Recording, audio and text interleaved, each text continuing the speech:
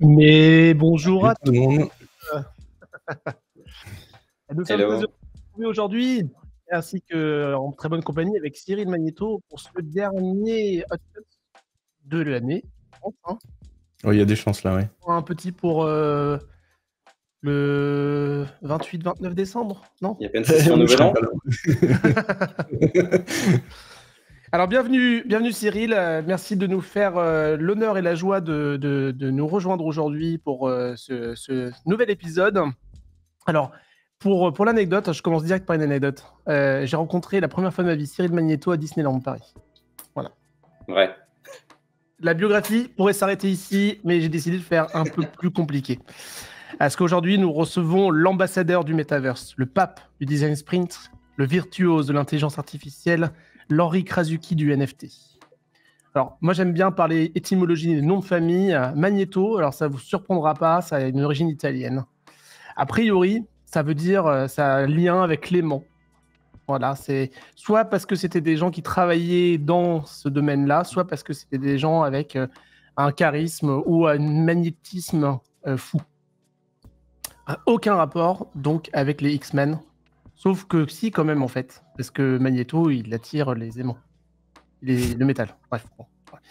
Mais tu es quelque part un peu un X-Man parce que tu vas beaucoup sur Twitter, hein, que j'ai beaucoup vu de choses que tu as postées sur X, maintenant, comme on dit. Donc, comme je disais, tu m'as donné du fil à retordre parce que tu as bien cliné ton historique, si on peut appeler ça comme ça, sur Google, parce qu'on trouve pas grand-chose, en fait, sur toi. Ah ouais. Ou alors, c'est des choses très récentes. T'es allé jusqu'en page 5 ? Je suis allé j'ai remonté tout ton Twitter, déjà, sache-le, et j'ai pas trouvé des choses très compromettantes. Et bon. sur le Google, je n'ai pas beaucoup trouvé de choses à part NFT, AI et Metaverse. Et pas grand-chose avant 2021-2022. Ouais, mais c'est les algorithmes, ça, parce que les vieux dossiers, ils sont bien cachés. Tu pourras nous donner tes secrets. Alors, a priori, tu es né, je sais pas si c'est 76 ou 78, à Aix-en-Provence. Pas du tout. Pas du tout. D'accord. T'as demandé à ChatGPT ? Non, mais j'ai vu sur ton Instagram que tu as fêté tes 40 ans en 2018. Donc, j'en avais déduit que tu avais été né en 78. 78, exactement. Alors, c'est pas Aix-en-Provence, c'est Saint-Tropez, mais comme tout le monde s'en fout, c'est pas grave. D'accord. Bon, ça reste le sud-est. Géographiquement, je suis pas si mal. C'est ça. Alors, après une scolarité sans trop de vagues dans le sud-est de la France et un bac S décroché, tu t'engages dans une approche et dans un parcours plutôt scientifique. Là, j'ai bon. Ouais, c'est bon. Tu as un master en géosciences environnementales. C'est ça. Et tu as coécrit, alors j'ouvre les guillemets et accrochez-vous bien, je vais articuler au mieux possible, synthèse et caractérisation des nanoparticules de carboxylate FeOOH, ferroxane, et des céramiques dérivées des ferroxanes en 2001. Exactement. Ouais, tu vois, t'es blasé là. Tu as lu du coup, Eric. Ouais. Je suis content que tu aies spoté ma seule publication scientifique. Alors, pour ceux que ça intéresse, je vous ai trouvé un petit résumé. Alors, c'est une température de cuisson basse pour la conversion en céramique ainsi que l'utilisation de matières premières sans danger pour l'environnement suggère que le processus de création de céramique dérivée du ferroxane devrait avoir un impact minimal sur l'environnement. Mais du coup, moi, j'avais déjà remarqué ça au quotidien, que tu as encore cette expertise dans la géoscience, parce que j'avais déjà observé à la cantine avec certains collègues quand tu disais des choses genre attention, si tu mets les brocolis pleine puissance dans le micro-ondes avec ton assiette en céramique, tu vas dénaturer les valeurs nutritives de ton plat. Passe plutôt sur la basse température et je te conseille à peu près 6 minutes. On voit que tu as toujours ça dans le sang, hein, quand même. Mais on reviendra sur AXA un peu plus tard. Je sais pas si je vais réagir à toutes ces non, je pense pas, non. Je pense pas. Sinon, ça nous prend la demi-heure. Donc. Exactement, et on a peut-être des choses plus intéressantes à se raconter. Mais avec ce master en poche, un jour, tu as rencontré Guy Manuel Domaine Christo dans un after sur un rooftop, et ça t'a ouvert les yeux de numérique. Tu t'es dit, mais le numérique, le multimédia, le digital, Ça, c'est quelque chose qui vend du rêve. Et c'est une passion qui t'a pas quitté. Et tu as fait beaucoup de postes dans le numérique, notamment des postes de PM dont on ne parlera pas forcément aujourd'hui. Et tu es depuis 2012 chez AXA. Tu vois, là, je t'ai fait ta biographie LinkedIn en une phrase. Et tu travailles sur des sujets de transfo, de design et d'innovation. C'est ça. Alors après, maintenant, parce que nous, on a envie de s'intéresser aussi à qui est l'homme derrière cette facette. Cette façade, j'ai découvert que tu avais des passions aussi pour les bandes originales, plutôt groovy des films des années 60-70. Et que c'est une passion qui te colle à la peau depuis ta découverte de Max Pécasse. Parce que tu es aussi un cinéphile averti. Et que tes films de chevet sont embraye, bidasse, ça fume, ou mieux vaut être riche et bien portant que fauché et mal foutu. Mais ce que les gens ne savent pas sur cette cinématographie de Max Pécasse, c'est que tu as été figurant aussi dans son célèbre film Deux enfoirés à Saint-Tropez, et qu'à la 47e minute, le petit garçon qu'on voit jouant avec une toupie sur la cannebière, c'est toi. Après, j'ai fait l'année des Méduses, Gendarmes les extraterrestres et Sous le soleil. Voilà, tu vois, j'avais dit Aix-en-Provence, mais Saint-Tropez, on était dedans. Tu es aussi connu dans les milieux un peu obscurs sous le pseudo de Georges Pompidou. Ouais. Alter ego à la recherche d'un orgasme musical. Mais cette bio, elle dure 15 minutes. Là. Non, c'est quasiment fini. Pourquoi ça t'inquiète, la prochaine partie? Non, ça commence à devenir intéressant. Tu as une passion pour l'automobile, tu as fait partie de l'Accélérateur. Voilà, c'est une private joke. L'Accélérateur, c'était l'entité d'accélération transfo de chez AXA. Et tu adores aussi l'ameublement, tu es un grand fan d'IKEA et tu participes à beaucoup de tables rondes. Deuxième. Non, elle marche là, elle marche pas, non, elle marche pas. Je l'ai pas. Table ronde Ikea. Ouais, c'est ok, c'est bon. Plus sérieusement, tu es cinéaste et monteur émérite.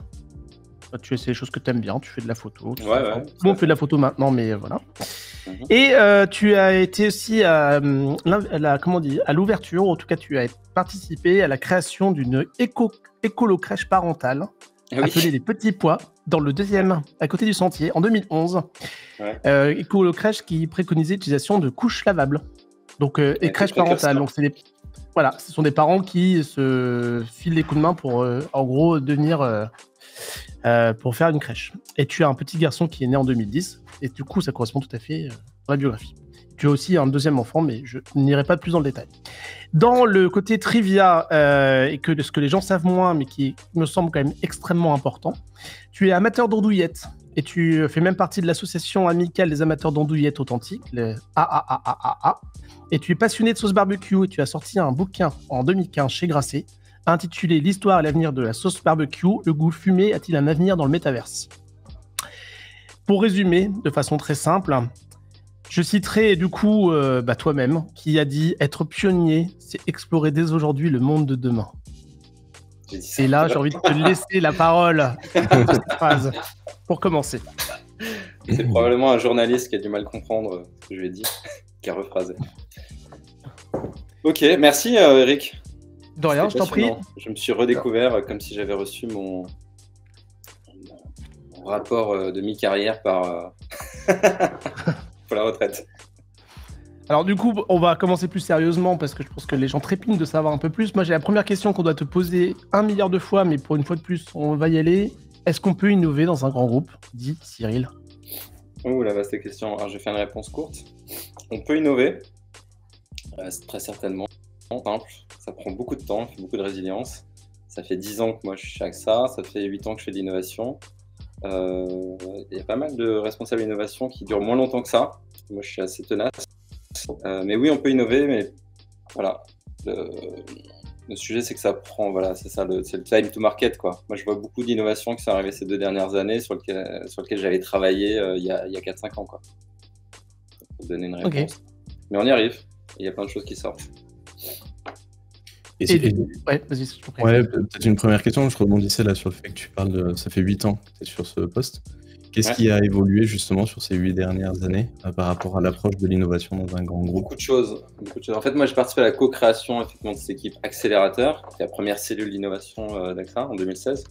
À l'époque, ce qu'on faisait, c'était un petit peu ce que tu fais toi aujourd'hui, Eric, c'est-à-dire amener des méthodes autour du design thinking, de lean startup. Donc, on avait introduit ces pratiques-là au sein de la boîte. Notre pari, c'était, on venait de lire le bouquin de Jack Knapp sur le design sprint. On s'est dit, est-ce qu'on peut faire ça chaque ça?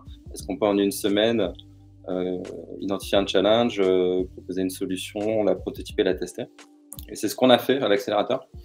Et ça a super bien pris en fait. On a adapté la méthode, mais on a fait plus d'une centaine de design sprints en 3 ans. Et donc à l'époque, c'était très exploratoire. On essayait de disrupter la boîte. On était encore assez naïfs. Et puis après, au fil du changement de l'organisation, des patrons qu'on a eu, on a eu des mandats différents. Pendant 3 ans, un peu mode start-up dans la grande boîte, en amenant beaucoup de méthodes, de culture de start-up dans l'entreprise. Et on avait des méthodes, une démarche de designer. Donc on mettait toujours l'utilisateur au centre. Et puis après, on nous a dit, faites la même chose, mais il faut qu'on améliore le NPS client, donc améliorer plutôt l'existant plutôt que d'inventer le futur. Pendant 2 ans, ça a été un gros programme de transformation, avec encore quelques sujets d'inno, mais un peu moins rupture. Et là, maintenant, on a un mandat qui est plus prospectif, d'éclairer les futurs possibles pour AXA en allant chercher des technologies émergentes comme le Web3, l'IA générative, d'identifier, prototyper un certain nombre de cas d'usage. Et entre-temps, la fonction innovation a bien changé. Notre pari de départ, c'est de se dire on aura réussi si en 2020 on n'existe plus, parce qu'en fait l'innovation sera l'affaire de tous et tout le monde travaillera selon nos pratiques. Alors je ne suis pas sûr que sur la deuxième partie que ce soit le cas, mais en tout cas c'est vrai que l'innovation maintenant elle est partout. Et donc le rôle d'une cellule d'innovation est en train de se transformer. Dans beaucoup de boîtes, les gens se posent la question, à quoi ça sert? L'innovation, c'est plus l'affaire de 15 personnes dans un coin, ça doit être partout. Donc, voilà. Et du coup, quelles sont les ramifications entre le design et l'innovation, justement? Parce qu'on voit dans beaucoup d'entreprises, souvent l'innovation peut être prise d'un point de vue très technique, par un paradigme très technique, par exemple. Donc, quel est le lien tu fais entre le design au sens assez large du terme et l'innovation, en tout cas dans ton périmètre? Il y en a un qui est clair, en tout cas dans la structure que nous on a créée, c'est que dans ce trépied entre désirabilité, faisabilité, viabilité, on commence toujours par l'utilisateur. Et donc on a une démarche très centrée autour du design. On va tester l'appétence de notre cible avant de regarder la tech et la partie économique. Donc ça, c'est notre similitude. Après, on n'est pas dans mon équipe, il n'y a pas d'experts en fait. On n'est pas des experts en design, on est des explorateurs. On a cette capacité à prendre un nouveau sujet, à le comprendre vite, à faire des premières expérimentations. On n'est pas là pour passer à l'échelle. Et donc, on va travailler sur la vision et pas forcément sur l'exécution. Et qu'est-ce qui fait que vous choisissez un sujet plutôt qu'un autre? À quel moment vous vous dites ça, justement, c'est une technologie ou une thématique qu'il faut qu'on commence à adresser? C'est une bonne question et c'est ça un peu qui marque la rupture entre les différentes phases dont je viens de parler. C'est-à-dire qu'au départ, on était une structure au service des métiers. Donc, c'est les métiers qui venaient nous voir avec une idée, un challenge. Et en fonction de la maturité de cette idée, on choisissait la démarche. Voilà, si on sentait qu'ils n'étaient pas sortis de leur bureau pour pouvoir étayer leurs propos, on repartait en design thinking, on les emmenait sur le terrain, on allait voir l'utilisateur, on faisait une analyse de marché, etc. Si l'idée elle est un peu plus aboutie, on passe tout de suite à la phase de prototypage via une startup. Ça, c'était au départ. Donc vraiment, on était vu comme un incubateur. On a amené de la méthode. Maintenant, on a une démarche plus prospective où on va nous-mêmes analyser en fait les grandes tendances du marché. Et donc là, on regarde d'un point de vue technologique, sociétal, environnemental, qu'est-ce qui se passe, quels sont les signaux faibles, et on choisit finalement nos terrains de jeu. Donc là, ces 2 dernières années, ça a été assez simple. Il y a eu un emballement très très fort sur le métaverse, le Web3, le blockchain. Donc on a regardé ça de très près et ça a été notre gros focus de l'année dernière. Et là, depuis fin mars, on a fait un gros switch vers l'IA générative. Donc en fait, c'est qu'est-ce qui intéresse notre COMEX et qu'est-ce qu'on pense pouvoir lancer parce qu'on va avoir un buy-in, un sponsorship et du budget là-dessus en fait. Mais il y a plein de sujets là Après, une réponse plus courte, on regarde le hype cycle de Gartner, qu'est-ce qui est en haut de la courbe, qu'est-ce qui va arriver, sur quoi est-ce qu'on doit prototyper ou construire des projets, voilà, on y va. Et à quel moment, au contraire, vous arrivez à la conclusion de vous dire que ça y est, la technologie n'est plus une technologie émergente, c'est simplement un constat, des équipes qu'elles doivent prendre en compte. Je prends l'exemple de l'IA générative. Qu'est-ce qui fait qu'aujourd'hui, c'est un sujet qui doit rester encore sur une thématique d'innovation un peu prospective comme tu l'évoquais là? Ou au contraire, vous vous dites, bah, maintenant, le relais il doit être fait avec les équipes, quoi? Ouais, c'est une question que je me pose. De toute façon, tout le monde regarde ce sujet. Pour le coup, c'est pas que l'INO. Il y a énormément à construire, ça vient nous bouleverser sur plein de choses, pas que sur la tech. En fait, c'est pas tellement un sujet tech, c'est vraiment un sujet de transformation, l'IA générative.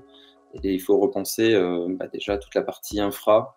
Comment, si on veut en tirer parti, il faut qu'on ait la donnée accessible. Et donc, il y a un gros chantier là-dessus. Il y a une grosse transformation humaine, parce que derrière, c'est des nouvelles pratiques. En fait, ce qui change, c'est vraiment l'usage. C'est la partie chat de ChatGPT qui change. C'est pas GPT. GPT, c'est le machine learning, le deep learning, ça existait déjà. Donc là, c'est juste une nouvelle génération. Donc là, on est, l'IA générative, c'est pas terminé. Je pense que ça va nous occuper encore l'année prochaine.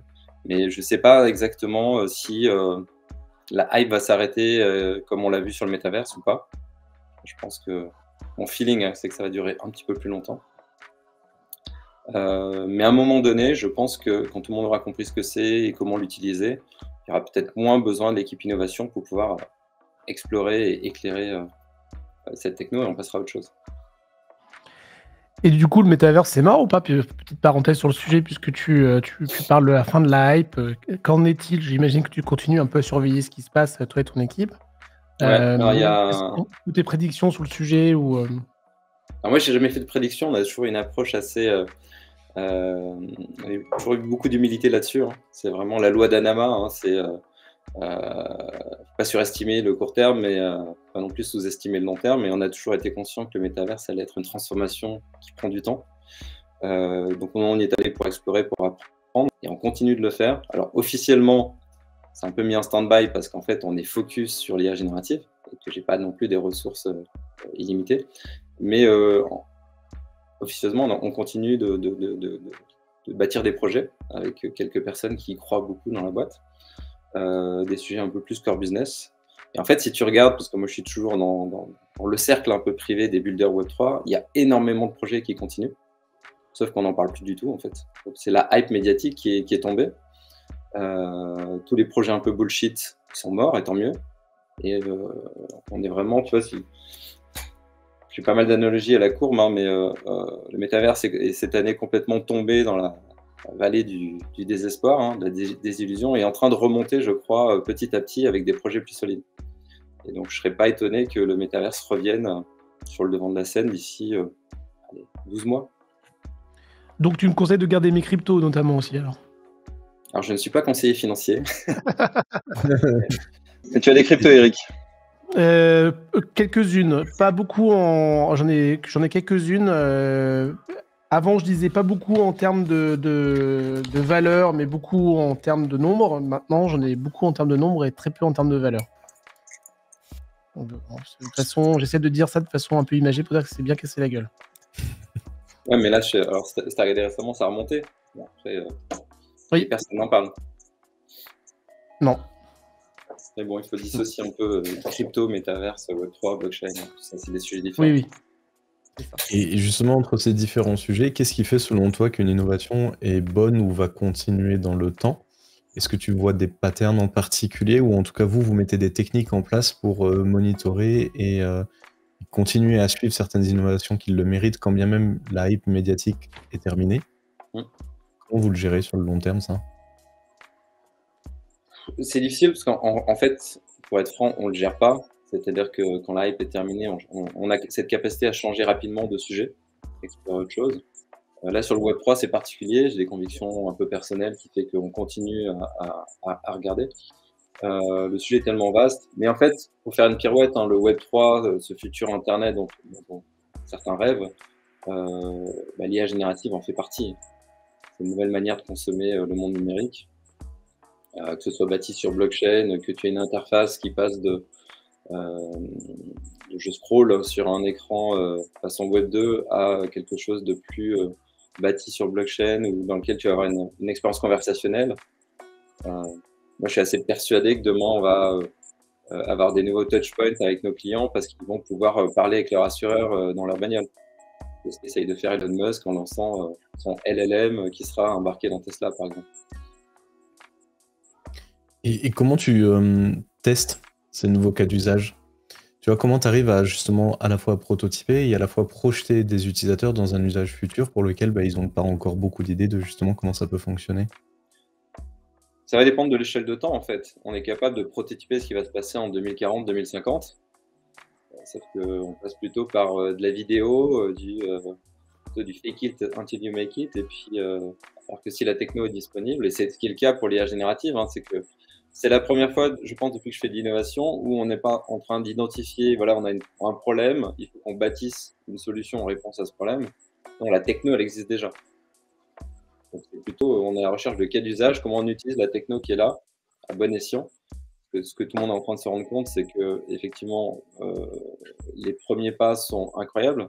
Toujours époustouflé par ce que produit l'IA générative, mais tu te rends compte aussi, si tu regardes bien, que ça consomme énormément et qu'il n'y a peut-être pas besoin de mettre une Rolls pour faire 1 kilomètre et qu'il y a des anciennes méthodes qui marchent très très bien.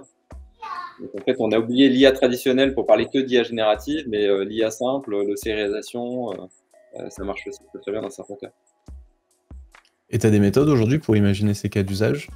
Justement pour arriver à... Tu vois, parce que ce qu'on voit autour de l'IA, on a toujours tourné autour des mêmes cas d'usage qui sont les premiers qu'on projette aujourd'hui par rapport à notre contexte de travail les uns les autres.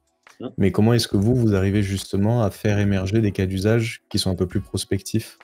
Est-ce que tu as des techniques d'atelier, des trucs en particulier que vous Alors mettez oui, en place? ça passe par beaucoup d'ateliers. En fait, nous, on est des facilitateurs, c'est-à-dire qu'on réunit des équipes pluridisciplinaires, on les fait réfléchir, on fait émerger des problématiques, on transforme en opportunités, on lance de l'idéation et puis on teste énormément en fait. Donc c'est une approche très terrain en fait, très pragmatique et on va voilà, il y a des nouvelles idées qui émergent tout le temps et avec l'IA générative c'est dingue parce qu'on pourrait se dire tous les vendredis on fait un workshop et on va imaginer un nouveau cas d'usage, on va le prototyper dans la journée et on peut faire des tests utilisateurs. Ce qui est assez amusant en ce moment, c'est que je crée moi-même nos utilisateurs. Donc, je crée des GPT qui reprennent les caractéristiques de nos testeurs. J'organise des tests utilisateurs avec eux. Donc, en fait, on est parfaitement autonome à la fois pour imaginer, tester, prioriser nos cas d'usage. Justement, pour rebondir sur ce que tu dis, vous faites des sessions de design fiction ou est-ce que c'est un outil que vous utilisez pour vous projeter? Ouais, complètement. Après, tu as plusieurs définitions du terme design fiction. Moi, déjà, à titre perso, je fais des side projects avec une équipe du groupe AXA qui s'appelle AXA Foresight, dont le métier, c'est vraiment de faire de la prospective, c'est-à-dire des études pour analyser les signaux faibles, de façon Ouzbek-Erika, en fait, à quoi va ressembler les futurs long terme et quelle serait la place d'une boîte comme AXA là-dedans. On a travaillé sur pas mal de sujets qui va du futur d'alimentation au renforcement des inégalités sociales, qu'est-ce que ça veut dire? On avait prédit d'ailleurs à l'époque un petit peu le phénomène des gilets jaunes avant qu'ils se produisent 6 mois plus tard. Et souvent ils produisent des notes de 100 pages qui sont passionnantes à lire, mais à mon avis personne ne prend le temps de regarder. Et donc on les accompagne justement en prototypant de ces concepts. Il y a des objets de design fiction qui peuvent être des vrais prototypes qu'on peut mettre dans la main des utilisateurs, mais aussi des vidéos. Je me souviens d'ailleurs d'une vidéo qu'on avait tournée sur le scénario idéal si tu as un accident de voiture. Et on avait injecté là-dedans énormément d'innovations qui ont été développées par la suite. On avait fait aussi une vidéo de prospective sur le futur de la vie du freelance avec des nouveaux produits d'assurance sur le retard de vol, sur le retard de taxi, l'ensoleillement, etc. Et ça a donné lieu à la création d'une nouvelle structure qui s'appelle aujourd'hui AXA Climate et qui n'est pas du tout positionnée sur ce marché-là, mais plutôt sur le changement climatique et l'impact sur les agriculteurs ou sur des grandes entreprises. Donc oui, on a fait du design fiction et parfois il suffit de faire un peu de jeu de rôle et de se projeter un peu dans un scénario et de le jouer ou de le matérialiser dans une vidéo. Donc ça, c'est hyper puissant. Ok, cool. Je profite de petit aparté pour les gens qui nous écoutent. Si vous avez des questions, évidemment, n'hésitez pas à les transmettre. Cyril y répondra avec grand plaisir, j'en suis sûr.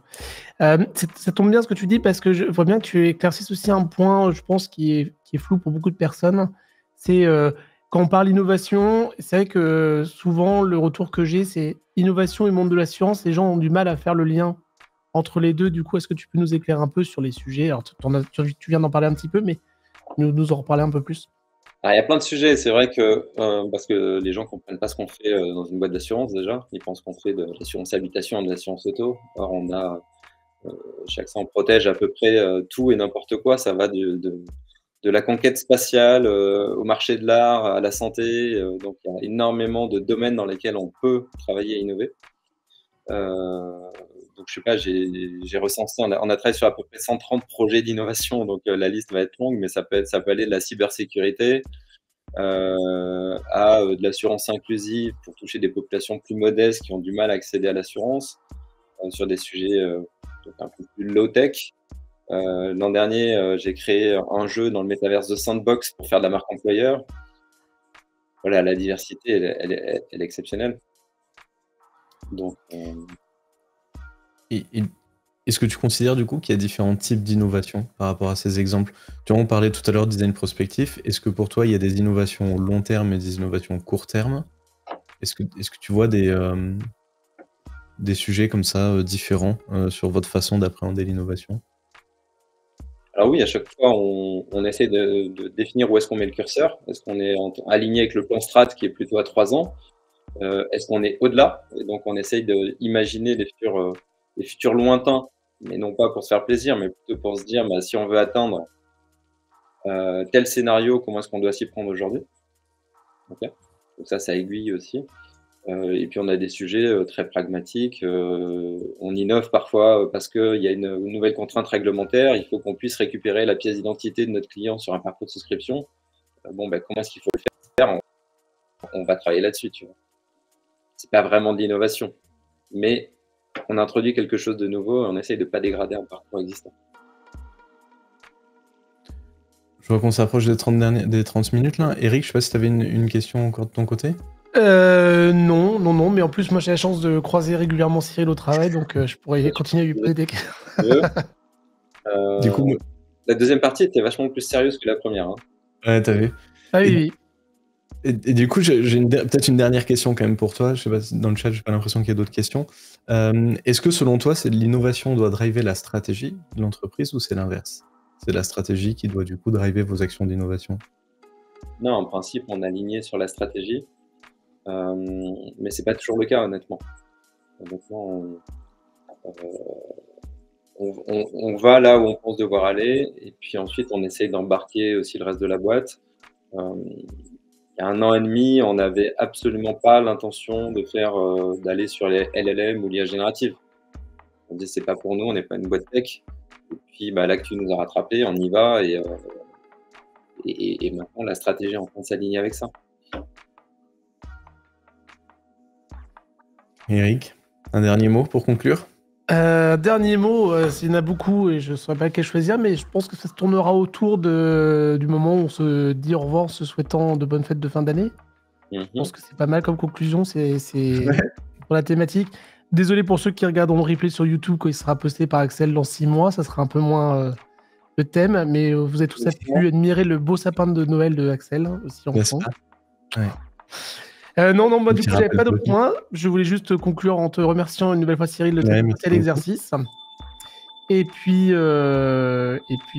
bonne fête de fin d'année à tous, tout simplement. Bonne fête de fin d'année. De toute façon, je pense que tout le monde est en train de faire ses courses de Noël. Ils regarderont le replay. C'est ça, exactement.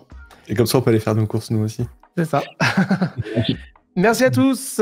Merci à ceux qui étaient présents et à très vite sur Design Chats. Ciao.